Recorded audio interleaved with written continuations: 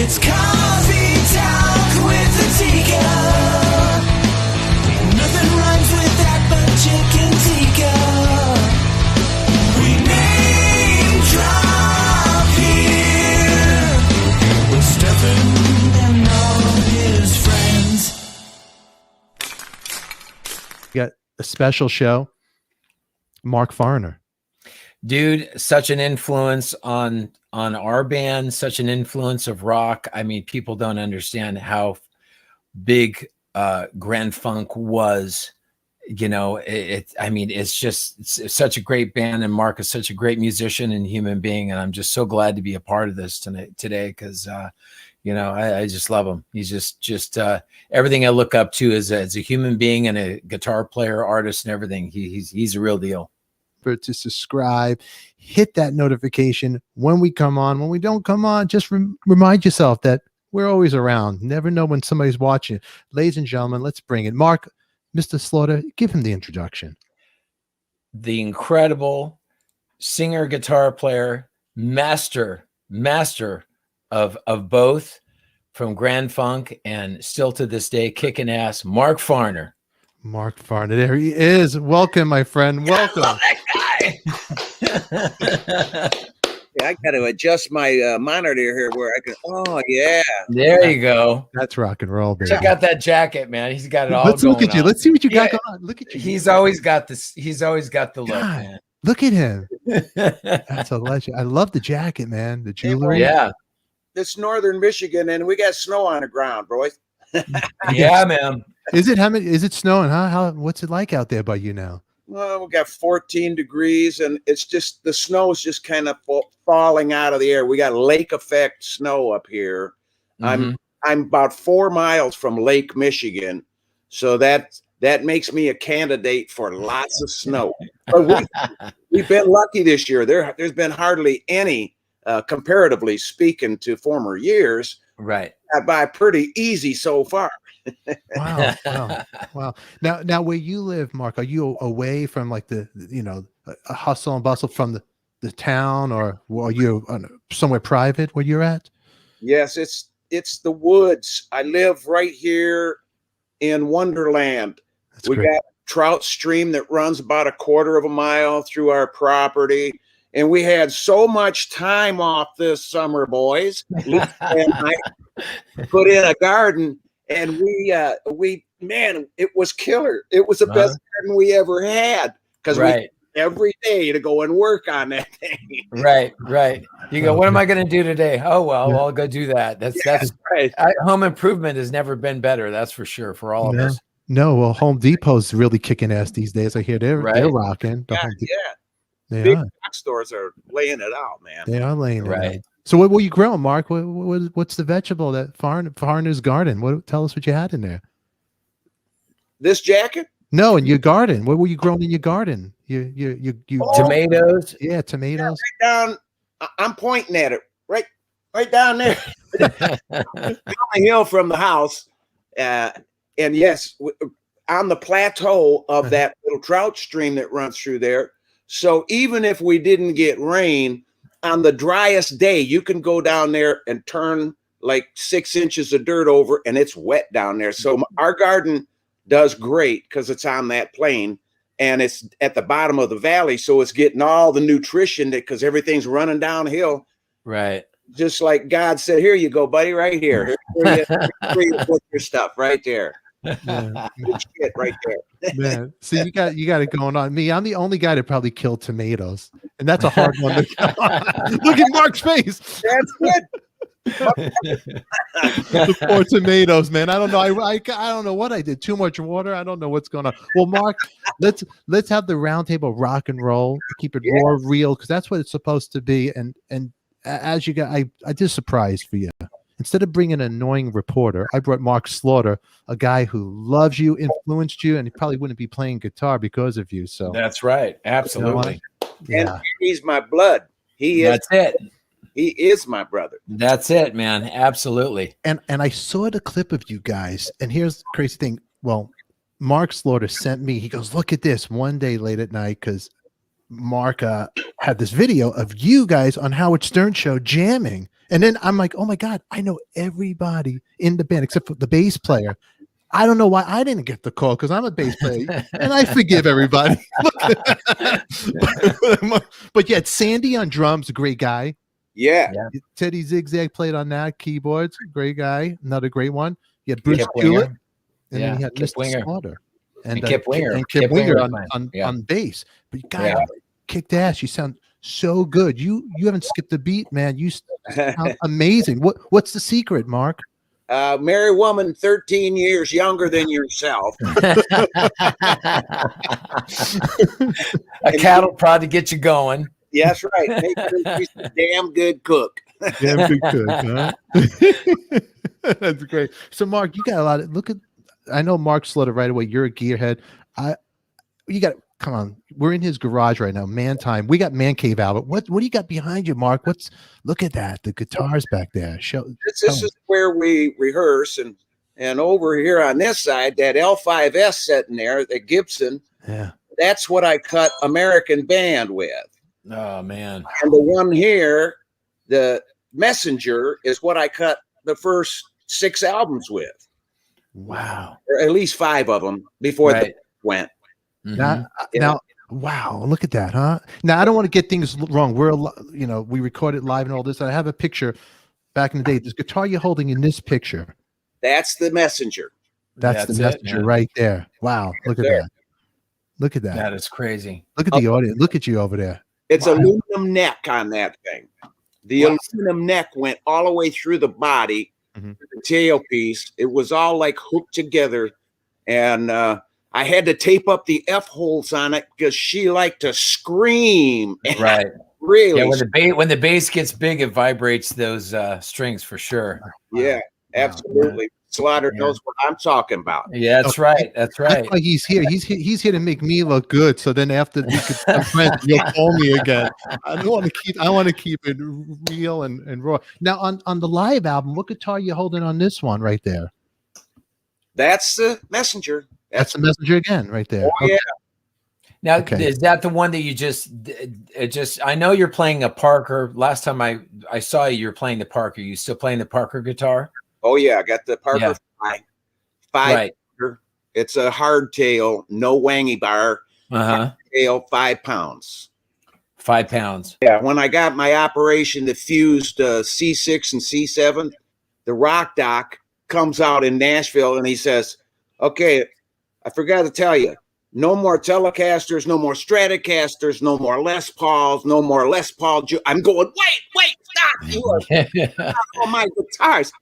But when I was with Ringo in 95, we went to Japan, and I have been a Korg endorser for years, and went to Korg in Tokyo to check out some of their new stomp boxes and some of the things. And while I was there with Ringo, they said, have you got Parker guitar? Do you know about Parker? And I said, I've never heard of a Parker guitar. This guy walks around the corner, grabs one, and he comes back in and he hands it to me. I reach out, I grab it, and I go like, what the hell is that? There's nothing to that. Right. And that was like the first time I had ever seen one.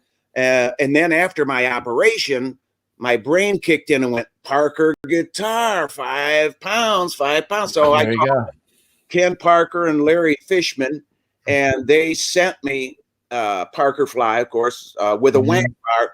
And I told him, I called up Kenny. I said, Kenny, I don't use the wang bar. If there's any way you could make me one, or if you've got a hardtail, I'll take it. And so they made me a special hardtail. I call one is Baby. That she's my little red baby. And then my other little red is a red ruby. Yeah, I got me a nice one and a backup for it. And you use a piezo pickup in the back of it for the acoustic sound. Do you use that on stage a lot, or do you just use it just more humbucker? I use more humbucker until we get to I'm Your Captain, and then I'll flip it into that middle position, Mark, right, where you're getting the piezo and the magnetics, and then you can get that crisp edge, that acoustic twinkle there on top, and it sounds pretty close. That's great. Yeah, I mean, You heard the track, Stefan, when he sings and when he plays, it just gives me chills. We were sitting down writing. We still have to finish that song. We were sitting down writing the song, and the whole time he's singing next to me, it's just like, there's a thing about when you grow up and you hear and you listen to these musics and it becomes so much of a part of your life. And then when you start to hear that person right next to you, it's just like that infusion of like, this is the shit I love right here. And this is the guy who did it. It was like the coolest thing. So, again, not to fanboy out, but Mark is absolutely amazing singer and guitar player. And entertainer. Ultimately, we're entertainers. Yeah, and Mark is an entertainer that when you go to see him play, he doesn't just play the songs then walk off the stage. I mean, once he steps on the stage, he's hit the stage. And I think that's why Grand Funk had the success that they did beyond the songs, was the band really went out there and just kicked everybody's ass, including, even to Zeppelin, and sometimes, I mean, there's nothing more you can say. First of all, everybody says the same old thing. The band here, you got this little band called the Beatles at Shea Stadium, but you guys sold it out quicker than them. This is it's insane. And then it's crazy. You're playing with Ringo. You in this band. Did Ringo ever bust your chops? Goes, so you saw? Did it ever give you a hard time? Anything like that? Like a joke, rib you?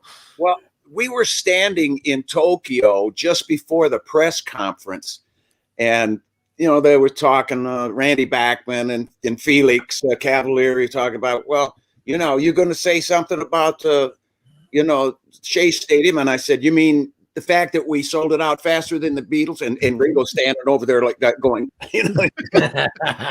That's all I said. I never got into him or rubbed it in or anything. I just made a mention of that shit. Right. I would have rubbed it in. I had to. Now, Mark Slaughter, Mr. Slaughter, here you are playing this gig. What was going on in your mind? I mean, fanboying out a little bit. Look at you. You know what? The whole time, whenever I'm on stage with Mark, I just I just sit back and enjoy the moment. Just like when you did the show with Eddie Van Halen, it's just, you're with royalty here, man. Mark is royalty to me and to my whole band, whether it's, Blando or Dana. We love Mark. Those songs are a staple in our whole life. And anybody who, even in the rock camp, everybody's like, oh, here comes Mark, man. I mean, he's legendary to us. He was the influence that really made us beyond the Beatles. It was, well, we want to be a band and we want to have that freaking American rock and roll thing. And that's exactly what those guys were. Yeah. I mean, still are. I mean, there's so many interviews and so many stories with the whole story of Mark and Grand Funk, the whole story, how you guys started out, but the beginning, Mark, as a kid growing up, Yeah. Well, the moment for you, what was that first thing that goes, I want to do rock and roll. This is it. That the guy gave you chills, made you want to grab a guitar. What was it? Who was it? It was getting water on the knee when I was playing football in school. And I disqualified myself by getting this injury. And then the doctor told my mother, well, he's not going to be running track either. He's not going to do any sports because he's got water on the knee and it's bad. And so my mother, to pacify me, she got me 6 lessons and rented an acoustic guitar that would have better been used as a bow and arrow. The strings are right far from the neck. You could ding. But after 3 lessons, a guitar teacher I had, he shot himself in the foot. It was pheasant season in Michigan. And no joke, this guy shot himself in the foot with a 12. Oh, really? He's not using the guitar anymore. My mother says, well, the guitar teacher told me to tell you to watch the guys in the band in the high school there that you know, the older guys, and learn from them because you're picking up pretty good by ear. And so that's what I did. I went and I hung with the guys in this high school band, and none of them were singing, but they were playing like Walk, Don't Run and playing Wipeout and playing all these instrumental stuff. You remember that? The Ventures. The Ventures. Yeah. Yeah. So that's and I could sing. So before I got to plug my guitar in, because I got good enough, my cord went back to the amplifier, back here, went through the handle of the amplifier and back over the back of the amp and did not get plugged in. It just kind of looked like it was. So I was kind of Milli Vanilli in the guitar.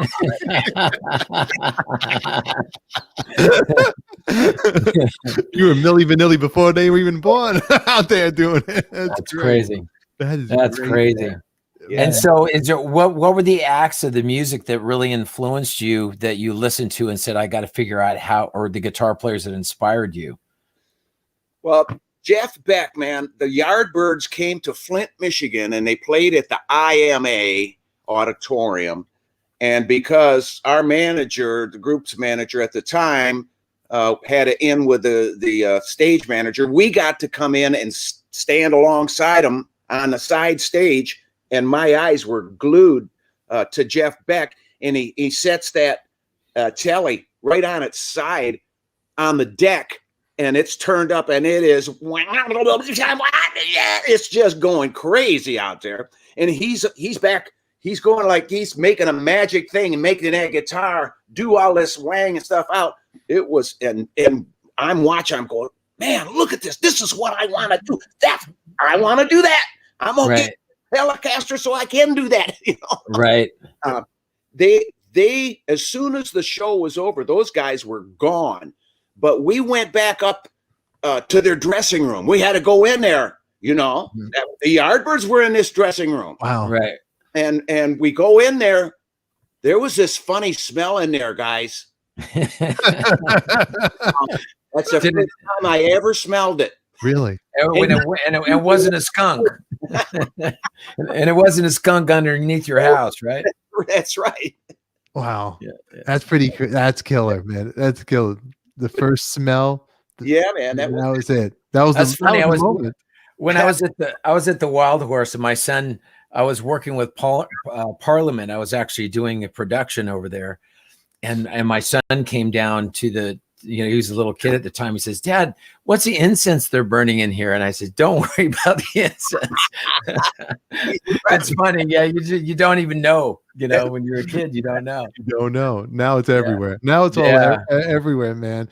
So exactly. that was the beginning of it for you guys, man. And the story, which a lot of everybody does know of you guys getting from the beginning, getting screwed, it's a typical rock and roll story. The beginning of it all, man, huh? But you know, with the history of when you first came out, you guys first came out, and you said to Don, "Hey, we need a bass player," right? Right. The story of finding your bass player. Yeah. Let's go into that right now. We were stranded in Cape Cod. The band that I was in, two of the guys were married. I was not playing an instrument in this band. All I was doing was standing up front and singing and shaking the tambourine and dancing. But the keyboard player was married, and the guitar player, Kenny Rich from Canada, he was married. And, you know, there was no cell phones, guys. So we had an excuse. We couldn't call anybody. 2 weeks we're out there. They don't know if we're dead or alive. So their wives, oh boy, by the time we got home, their wives were threatening divorce. They both had to quit the band. The band broke up. I said to Brewer, man, this is such a drag. We got to let's just start a 3-piece and make sure this guy is not married. You know, whoever it is. Can't have these women messing up the band. No. That's great. Delta Promotions in Bay City, the outfit that sent us out to Cape Cod, out to the Boston area. And they told us that if we did good out there, we could actually go back and make some money there. But we were going to play these gigs. We had like 6 gigs booked, and we're going to have to do them for free.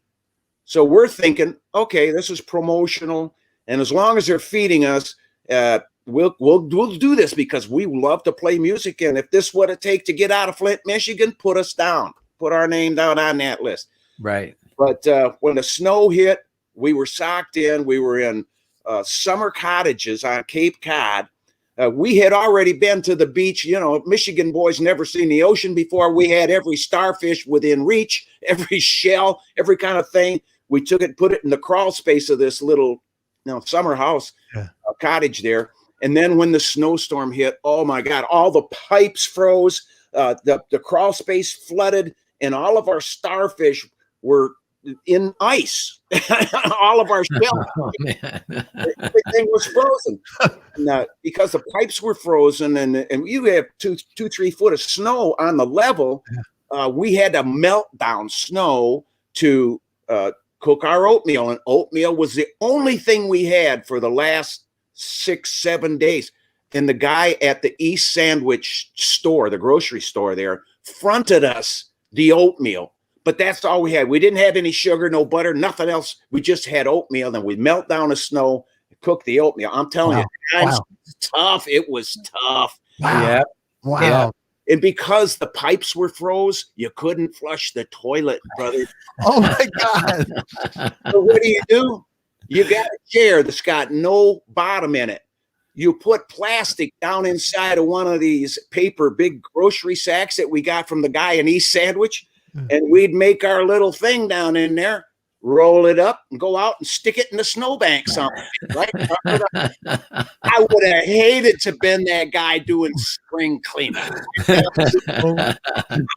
This is your Hamburg days, basically. Yeah. This is it. That's like the top ramen. That's it. The 80s top ramen is what those guys were dealing with. Exactly. That's what musicians did then. Brewer got a hold of his mom, the guy at the East Sandwich store, finally let him call, and because he knew it was serious after we kept coming back every day after day after day, he knew it was serious. So Brewer's mom Western Unioned some cash to us to a drugstore that we had to go back across to the mainland, and hitchhike up the coast to this drugstore and get the money, and we got, rented a van, put the equipment in there, and went home. And man, after the whole thing was over, we wanted to get a piece of Delta promotion because they were the ones saying we're going to do this for free and then go back and make the money. We didn't know that each one of those 6 shows was paid $350 a night. We found that out kind of through the grapevine, and when we found that out, we're going to go back and give them a piece of our mind. And that's right. Kick a piece of their ass is what we wanted to do. I mean, with the frozen pipe and the oatmeal and all this nonsense. Oh man! So we're sitting there and we're waiting to get in to speak with Kehoe, the guy that owned Delta Promotions. Well, this facility, they had a rehearsal facility there. They had kind of a music store there and stuff. But we're in the waiting room, and you could hear the band that was in their rehearsal facility. You could hear the bass coming through the wall, and I'm sitting there. I look over at Brewer. I said, "Dude, are you listening to this bass player?" He goes, "Hell yeah, man, I'm listening to this bass player. We got to find out who that is." I said, "Cool, man, I'm in it." So as soon as they took their break, Mel Shocker walks out. It was Question Mark and the Mysterians in there playing. Wow. We told Mel of our plan to start a 3-piece and said, "Brother, would you want to join us?" He said, "Yes, I am so ready to leave this band." It was, they had some bad feelings or something that he crashed one of their vehicles. And he said, "It's perfect timing for me." So we started rehearsing the next week at the Flint Federation of Musicians on Averill Street there in Flint, Michigan. And Frank Geyer was the guy that come out and kept telling us about every 5 minutes, "You boys turn that damn thing down." Right. We can't hear the phones ringing. Man. Oh, man. So there's a lot of other musicians that have come out of Flint. Ted came out of Flint, Michigan. Blando, our guitar player, is from Flint as well. Who else is from Flint that you know of? Exactly coming out of Flint. I know that Alice Cooper's Detroit, Michigan. Yeah. And who's Glenn Fry? We had the MC5, Wayne Kramer, of course. Right. God, we have so many people that came up, and it is the people say, "Well, was something in the water? What was you guys?" Yeah.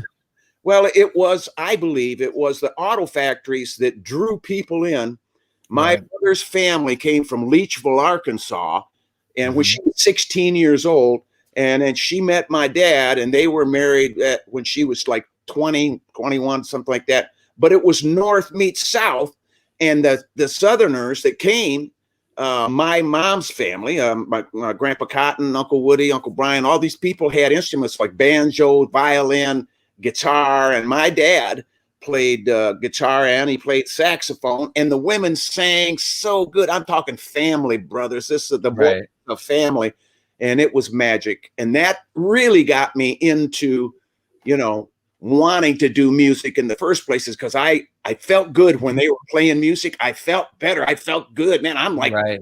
around. So that was some good years. And Michigan is the fertile ground because we had the North meets the South, and not just Leachville, Arkansas. We're talking about Mississippi. Our neighbors were from Mississippi and from Louisiana. People come up and worked in Georgia, North and South Carolina, Kentucky. People moved up to get high-paying auto factory jobs. Yeah. Well, the jobs, a lot of those jobs left, but the families are still here. And residual family. I mean, they had kids and the kids had kids by now. I mean, so you don't got grandkids, and but we're still here, and we're good people. We there's not a racist bone up here like there was. No, that's something I want to ask you, because here's the other thing about Detroit. The Motown sound is Detroit. Yeah. And all the churches and the things around there. Do you feel that because there really is no barrier? I don't think that there's that it's a racial equality, in my opinion, when it's just like you've always been really soulful in how you sing. And do you think that the R&B side of that, of Motown and being around that, is also part of what made your sound? Oh yeah, most definitely, Brother Mark, because we listened to and back then, it was AM radio. Right. There wasn't even in fact, that's what I used to listen to me when I listened to you when the Locomotive was such a big hit. Yeah.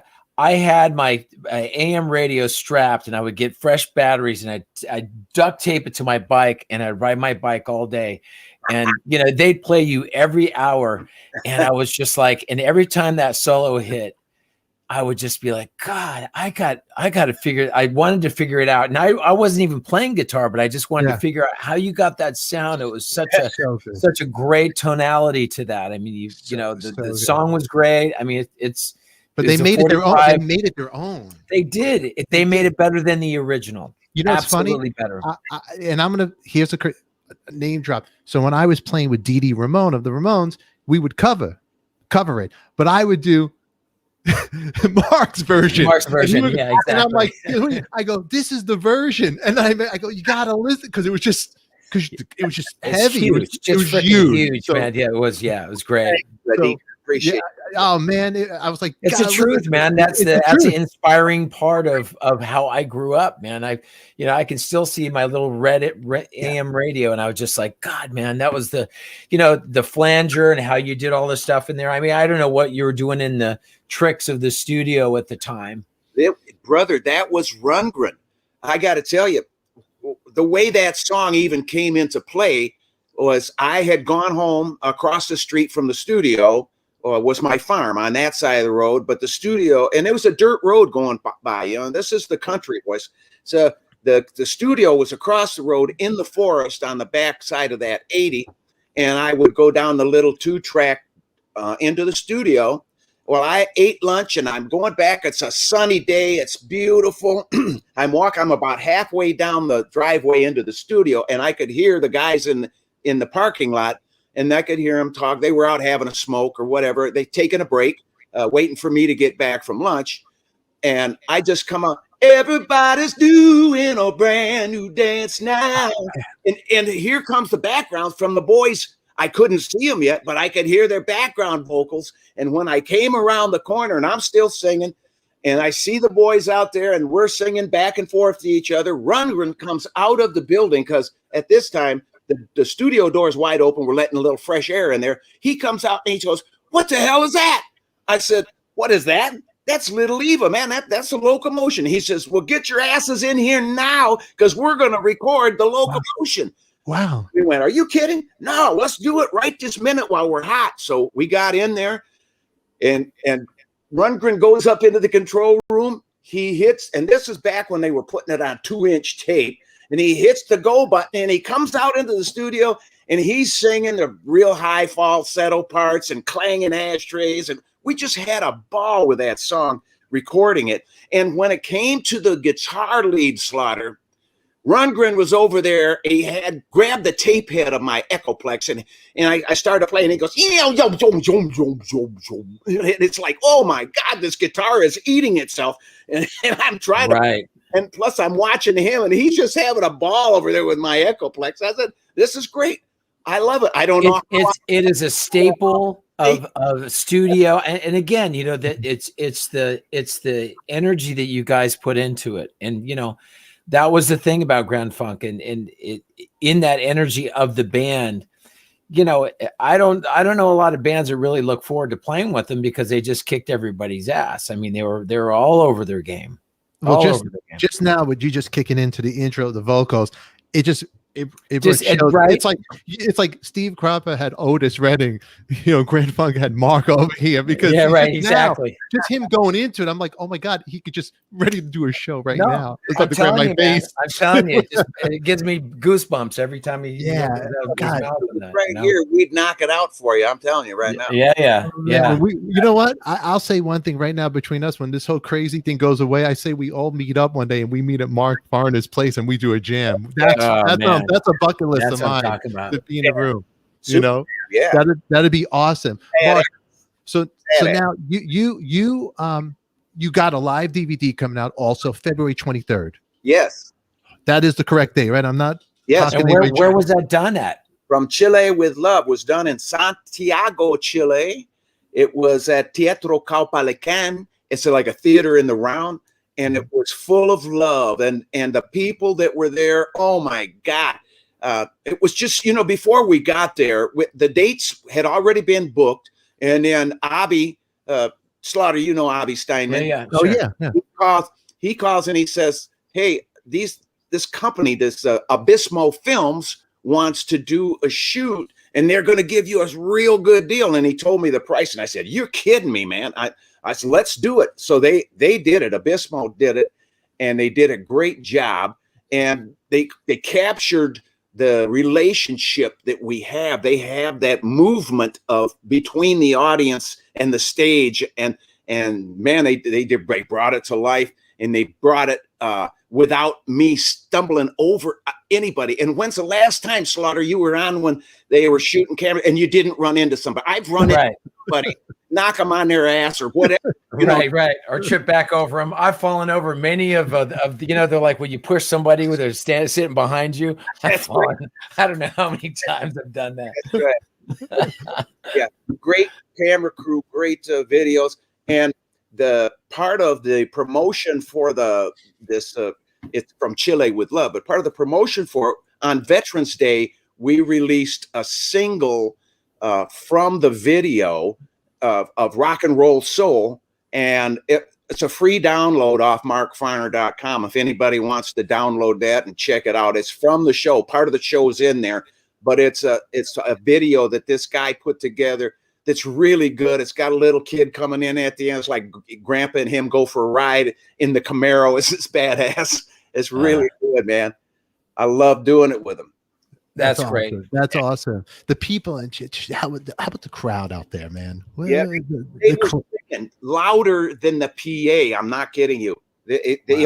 And you can hear it on the DVD. But the DVD contains 16 live performances, 2 bonus videos, and 5 bonus tracks. It's the first time that they've been released in this form. And so it's a bargain at $14.99. Plus Lisa and I, my wife Lisa and I, are giving $3 from each one of the DVDs to the Veterans Support Foundation. And the Veterans Support Foundation is for veterans. It's of veterans, by veterans, for veterans. So no government involvement whatsoever. And these are the guys, the same guys that did Guitar Army at Harpo's in Detroit back in early 70s. So Wow. they're real. They've been around, and it's a where they can take people off the street. It's so productive. They put people to work, man. They pick these guys up that don't have any self-esteem, and they bring them back to this world. They go in, put them in society back up where they have some self-esteem, and they are looking like, I'm going ahead here. So we have to back organization like that up. And if I could give the 800 number, just in case of a veteran that needs a little help, you got to call this number. It's toll free, 800-882-1316. That's 800-882-1316. Do a vet a favor, give them a call. Right, the 800-882-1316, right below you. I put that there for you. And you know what else we're going to do? I'm going to put a link also for everybody out there that's watching this and it's going to watch, that's starting to watch as you go in the descriptions, all the links for the DVD, the 800 number, anything for you to be connected to through the mystic world of the internet. There's going to be a click, one simple click. It'll take you right there. You're a good man. You're a good man. Oh, man. Well, hey, man. Thank you for being here, man. Look at that. I didn't even know I have a production team going on. Huh? Look at what you can do when you're in your bedroom, right? Thank God for my wife. I'll be lost more. Everybody needs a Yoko. Everybody. I need my Yoko to keep me in track. Just sometimes, just if my wife is watching it, when we do get that magic moment to all jam together, honey, can I just have my time with the guys in the jam room? And Right.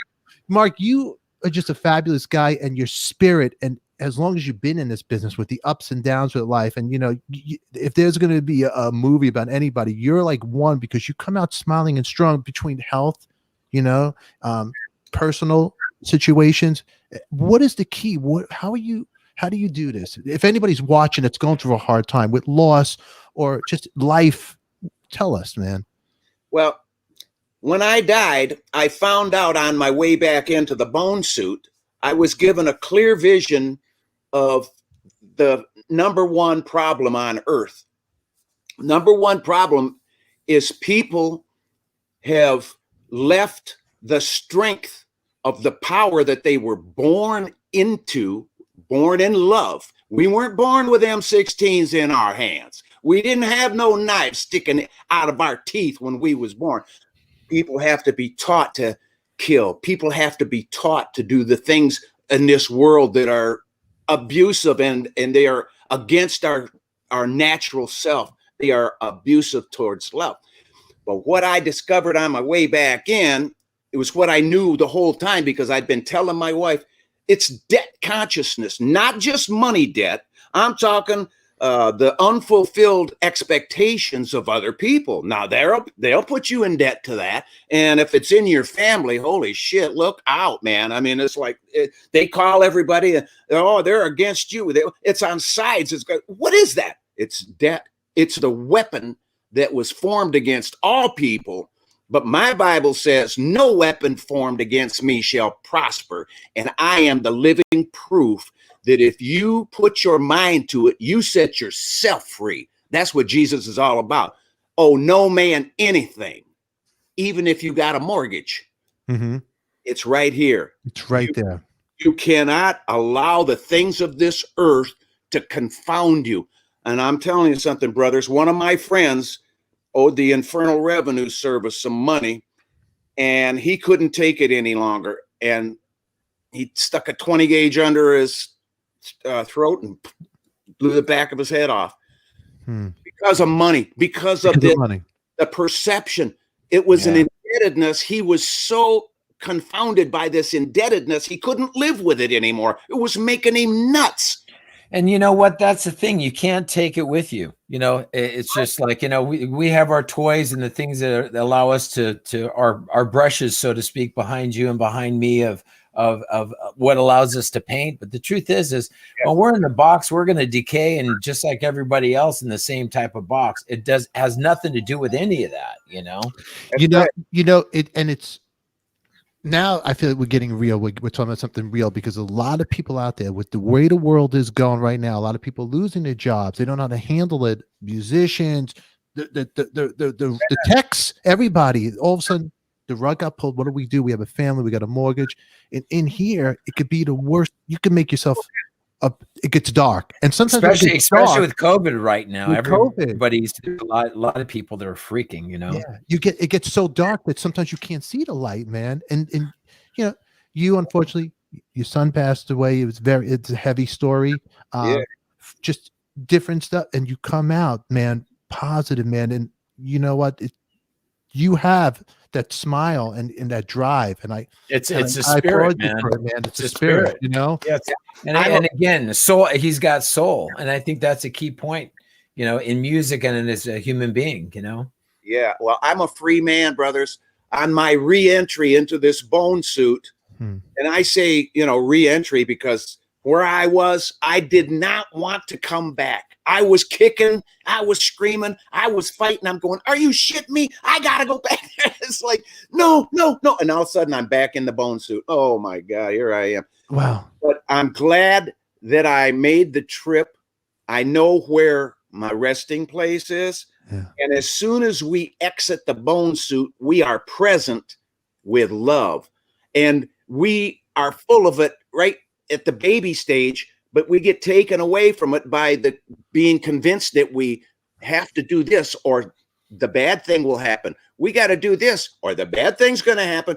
But that debt consciousness, that is our imagination. You know, you can't go to the drugstore and buy a little box of it and dump it on the table and say, what the hell does this look like? Or have a dump truck full of debt, pull up and dump it in your driveway. See what that wade through and see what that's. No, it's all here. And that's why it's such a weapon. And people have fallen for it because they were not trained in the right way. And the churches get to come in there and give you money.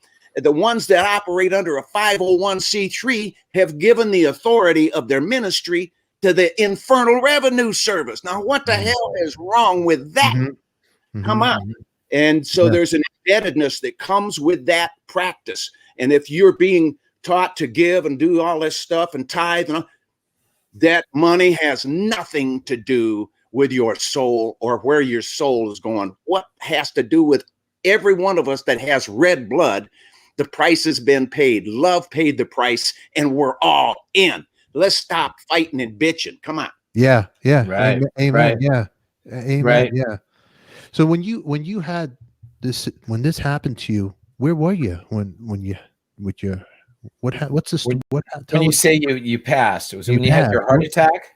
Yeah, no, it wasn't a heart attack. My wife and I had gone down to Detroit. And we were doing some promotion down there, and we were staying at the Renaissance Center at the hotel there.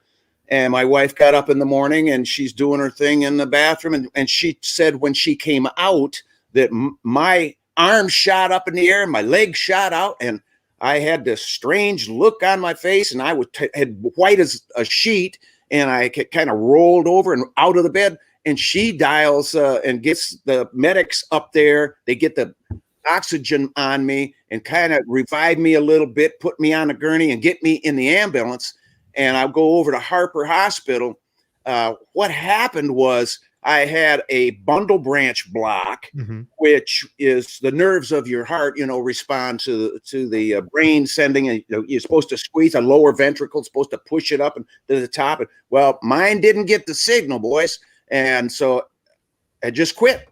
But one thing I found out through this whole venture was the doctor that did the catheter on me, you know, they stick that camera and they go up to right up your groin and they come on up and they check out the valves in your heart with this camera that's on this. He came in the following day and he says, Mr. Farner, I'm this, he gives me his name and he says, he's the doctor that did the catheter on me. And he says, I'm 37 years old. I have done thousands of these. And I want to tell you something. He says, you have the cleanest arterial system I have ever seen. I said, no kidding. And he says, I did a 12-year-old boy yesterday, and your arterial system is better than his. You don't have anything around the valves of your heart. You don't have any blockage anywhere. I want to know what the hell you are doing. Mm-hmm.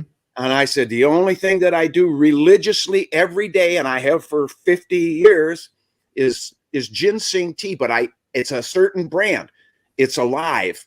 And if you heat it up over 140, you're going to kill it. Mm-hmm. So I take the ginseng, I put it in my coffee after my coffee's down to, where I know I can stick my finger in and go, okay, it's ready. And then I put the ginseng in there. I'm good, because it's a blood cleanser. It's a blood purifier. Mm-hmm. And it works. All I can tell you is it with ginger. Would you have ginger with that, or just straight ginseng? Just straight ginseng, but I get it in the tar. It's like 100 gram, comes in a little jar, or you can get a big jar, 300 grams. But that's like $300 or something. It's pretty expensive. But I use it in my coffee. I just do 1 little teaspoon, or it comes with a measuring spoon. And the brand name is Ilhwa. I-L, 2 words, I-L-H-W-A. Ilhwa. Ilhwa. And you get the extract, and you're getting the pure plant. They do have it on little packets of fructose sugar that with the ginseng on it, so you could just dump it in some warm water and have just straight ginseng. I do that when I'm on the road, because you can't mess around with that tar. It's like molasses or something. Does it change the flavor of the coffee? Does it change the flavor of the coffee? Or? It increases the strength. That's what it tastes like. It does. Okay. If you drink have you ever tried umi plum concentrate? Are you familiar with that? No.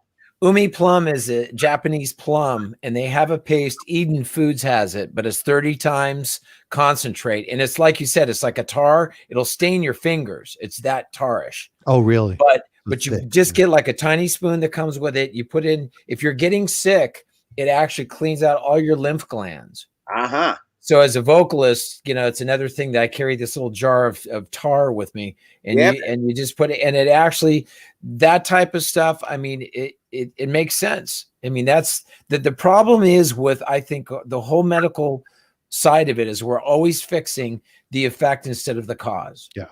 Right. And like what Mark's saying about the ginseng, well, he was fixing it with ginseng because it's cleaning the, the plumbing, so to speak, Cleaning the pipes. Cleaning the plumbing. Yeah. That's right. When Jack, he got his operation and he got his heart transplant, Jack Bruce. Mm-hmm. I was over, I was in someplace in Pennsylvania, and his wife was, talking to some lady, and she said, I wish I could find something for Jack. And I just go over to her, and I said, have you tried Wobenzyme? She said, Wobenzyme? She's German, and she said, Wobenzyme. Oh, you mean Wobenzyme? Wobenzyme. Oh, why didn't I think of that? Yes, we need to get some Wobenzyme. But that's what I use for anti-inflammatory, and it was formulated for rheumatoid arthritis in Germany. It sells more than aspirin does in Germany, and it kills inflammation in the body. That's what it does. And Michael Bolton takes it. His manager, Louis Levin. Anybody that takes the Wobenzyme is keeping the inflammation under control, because we take it as a preventive maintenance.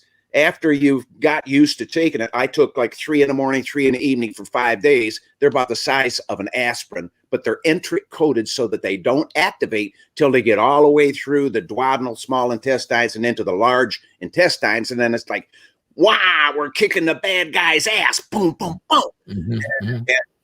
And everybody that I've turned on to the Wobenzyme has thanked me over and over and over. I take 7 3 times a day on an empty stomach. Has to be taken on an empty stomach at least 45 minutes before you eat a meal. Yeah. And then it's doing the systemic work. But buddy, between that and the Ilhwa and the Shilajit, have you tried the Shilajit? Yeah, what is the tell us? It's a resin that was formed when the continents collided and the mountains were formed. The Himalayas, they got pushed up there. All the organic humus was smashed. And this is back when trees were trees, brothers. It got all smashed between the continents. And now up above 12,500 feet. And for thousands of years, this resin has been oozing from the rocks. And they discovered it because there's one band of monkeys up there that have been eating the shilajit, and the ones at the lower elevation down at 4,000 feet are half as big as these monkeys that are eating the shilajit up there at 12,500 feet.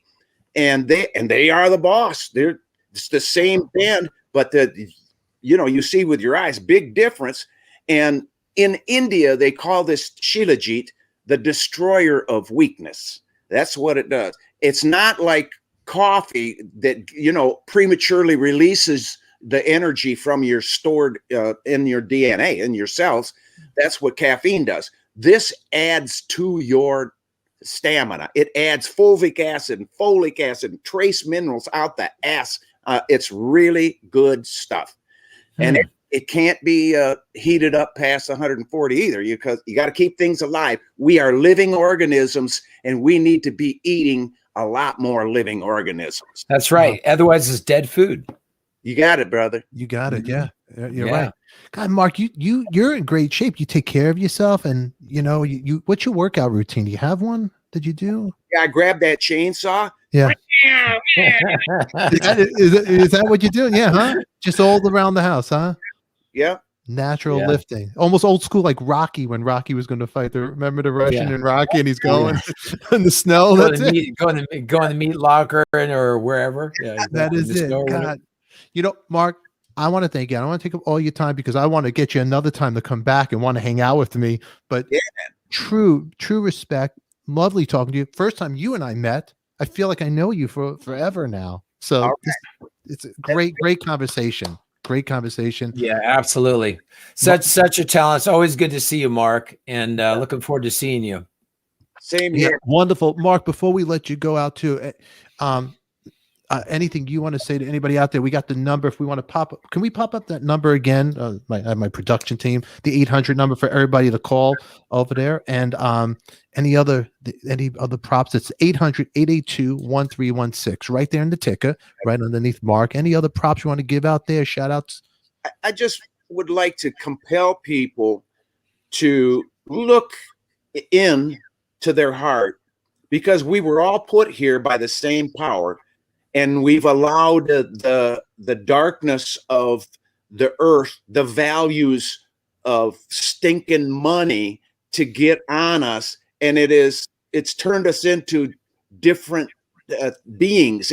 We should not revel or be striving to get money. It's all about, we should be striving to get the truth about who we are and operate in the freedom of the love that put us here. When we start operating in love, the world will change. And we have the same abilities to do miracles if that's what it takes. I wouldn't, under my own command, I wouldn't know how to do it. But I have touched people. I have laid my hands on people, and they have recovered. It wasn't me, but it was the faith that they had in me touching them that made them whole. And that's love. That's love. Don't forget, this is what we're made of, brothers and sisters. And forget about anything else. We're all going to the same spot. Forget about the devil and all this. Love is it. Don't be afraid of anything. Nothing to fear here. That's it. That's right. Beautiful message, man. Absolutely. Beautiful. Okay, we're going to get out of here. Everybody that's watching, in the descriptions will be all the links from Chili with Love, February 23rd. Check it out. $3 goes to a good cause out there. The 800 number out there. You guys, I'll put that in the link too. Mark, thank you for being here with us. And, yes, Mark. Yeah. And I'll sign these. Yeah. Good seeing everybody here. And hang out here 1 second, gentlemen, while I do the intro out here. Everybody, subscribe, like it, support it, check out what Mark has going on. And you know what? This guy needs to be in the Hall of Fame. That's the Rock Hall of Fame. That's it. That's he's got my nomination. That's it. Let's see that happen. Agree. Yeah, true legend. True legend. Thank you. All right, everybody. We'll see you later. We're out of here.